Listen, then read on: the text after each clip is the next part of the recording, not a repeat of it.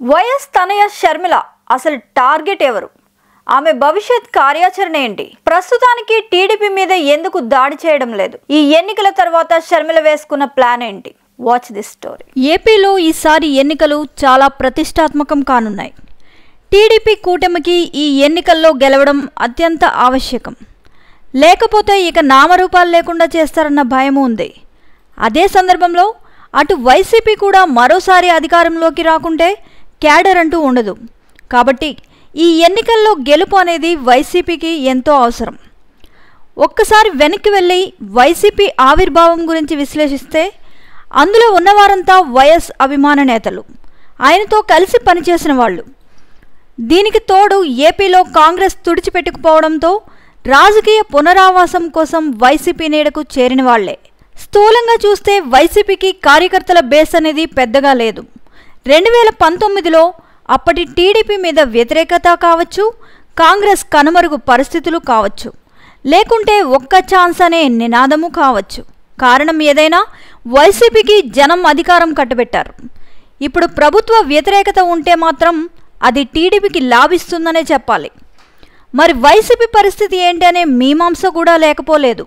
మరి వైసీపీ నేతల క్యాడర్ పరిస్థితి ఎలా ఉండబోతోందనే చర్చ అప్పుడే ప్రారంభమైంది.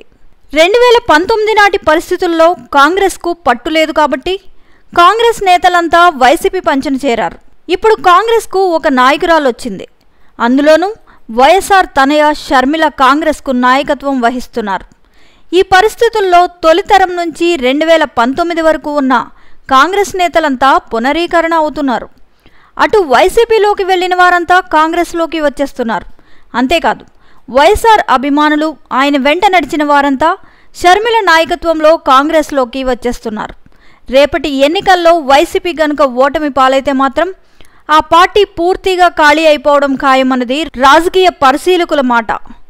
కాంగ్రెస్కు చెందిన వారు, వైఎస్ఆర్ అభిమాన నాయకులు, క్యాడర్ అంతా షర్మిల వెంట నడవడం ఖాయమంటున్నారు. పైగా షర్మిల కూడా 2029 ఎన్నికలే ప్రధాన ఎజెండాగా పనిచేస్తారని తెలుస్తోంది.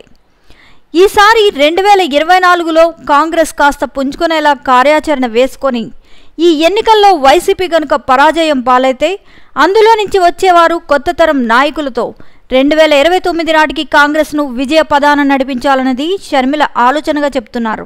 ఆ రకంగా సోదరుణ్ణి దెబ్బ కొట్టినట్లవుతుంది. వైఎస్ఆర్ ఆశయాల వేదికగా సర్కార్ ఏర్పడుతుందనే భావనను కలిగించినట్లవుతుంది.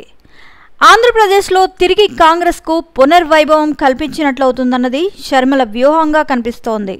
వైసీపీ టీడీపీలకు ప్రత్యామ్నాయం ఏమిటన్న ఏపీ ప్రజలకు షర్మిల నాయకత్వంలోని కాంగ్రెస్ పార్టీ కనిపించేలా వ్యూహం తయారవుతోందని తెలుస్తోంది. తెలంగాణ ఇచ్చిన కాంగ్రెస్ పార్టీ ఆ నినాదంతోనే ఎన్నికలకు వెళ్లినా తిరిగి పునర్వైభవం పొందడానికి 10 ఏళ్లు పట్టింది. మరి రాష్ట్ర విభజనతో ఆగ్రహం మీదున్న ఆంధ్ర ప్రజలకు ఆ కోపం తగ్గి కాంగ్రెస్ వైపు రావడానికి 15 ఏళ్లు పడుతుందేమో. మరి అప్పటి వరకు ప్రజల్లో ఉంటూ కాంగ్రెస్ ప్రత్యామ్నాయాన్ని షర్మిల ఒక గుడ్ విల్ ఏర్పాటు చేసుకున్నారని తెలుస్తోంది. షర్మిల వేసుకున్న ప్లాన్ సక్సెస్ కావాలంటే ఏపీలో జగన్ పాలన అంతం కావాలి. అప్పుడే అక్కడున్న నేతలు, క్యాడర్ అంతా రాజకీయ నిరుద్యోగులైపోతారు. వాళ్లలో కొంతమంది అధికారంలోకి వచ్చే పార్టీలోకి వెళ్ళవచ్చు. అలా వెళ్ళలేని వారు తప్పనిసరిగా కాంగ్రెస్ వైపు చూడాల్సిందే. వారిని కలుపుకొని కొత్త తరం నాయకులను తయారు చేసుకొని 2029 నాటికి కాంగ్రెస్ సర్కారు తీసుకురావడం పెద్ద కష్టమేమి కాదన్నది షర్మిల వ్యూహంగా కనిపిస్తోంది. అందుకే ఆమె టార్గెట్ ఇప్పుడు వైసీపీనే అని చెప్పక తప్పదు.